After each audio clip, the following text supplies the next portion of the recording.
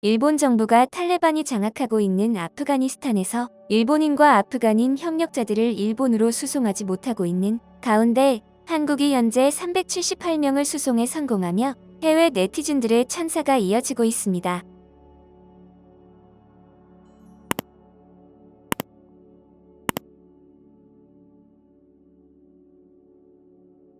한국 정부는 과거 한국을 도왔던 아프가니스탄인 협력자와 그 가족 378명을 한국으로 수송했습니다. 전체 입국 대상인 391명 가운데 이슬라마바드 공항에 남아있는 13명은 다른 한국군 수송기를 타고 조만간 들어올 것으로 보입니다. 이들은 지난 수년간 주아프간 한국대사관, 코이카, 바그람 한국병원, 바그람 한국직업훈련원, 차리카 한국지방재건팀 등에서 의사와 간호사, 정보기술 전문가, 통역, 강사 등으로 일한 전문 인력과 그들의 가족입니다. 이렇게 수송이 가능했던 이유는 지난 22일 아프간 사태를 논의하기 위해 열린 20개국 외교차관 회의에서 웬디 셔먼 미국 국무부 부장관이 자국과 거래하는 아프간 버스 회사들을 이용하는 방안을 제시했기에 가능했습니다. 조력자들은 버스 6대에 나눠 타고 무사히 카불 공항에 진입할 수 있었습니다.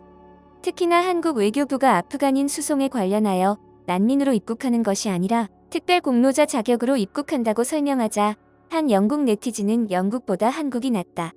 영국은 아프간에 관심이 없다라고 자국을 성토하는가 하면 아랍계 네티즌은 한국 정부의 감동적인 결정이 놀랍다. 다만 아프간 입장에선 나라의 인재들이 떠나갔다는 점에서 안타까운 일이다라며 남아있는 아프간인들을 걱정하는 글을 남겼습니다. 또한 미국 방송인 KTK는 한국에 도착한 아프간인들은 더 이상 난민이 아니다.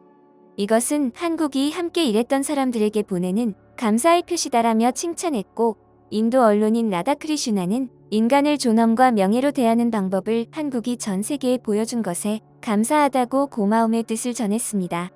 반대로 일본 정부는 아프간에 남아있는 일본인과 현지 일본 대사관과 일본 국제협력기구에서 근무한 아프간 직원 등을 대피시키기 위해 항공자위대 소속 수송기 3대를 지난 23에서 24일 파키스탄으로 파견했지만 정작 대피를 희망하는 사람들은 공항에 도착하지도 못한 것으로 파악됐습니다.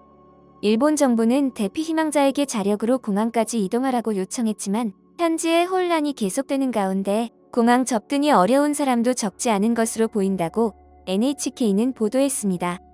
이어 일본 현지 언론인 교도통신에 따르면 아프간 철수 대상에 일본 민간 비영리 기구의 아프간인 직원은 포함되지만 일본 정부가 직원의 가족 대동을 허용하지 않는다 설명했다고 관계자 취재를 종합해 보도했습니다.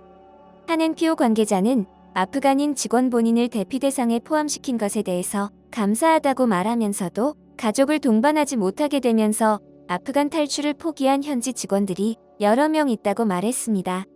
아프간 주둔 미군의 철수 시한은 이달 31일까지여서 시간이 많지 않은 상황입니다.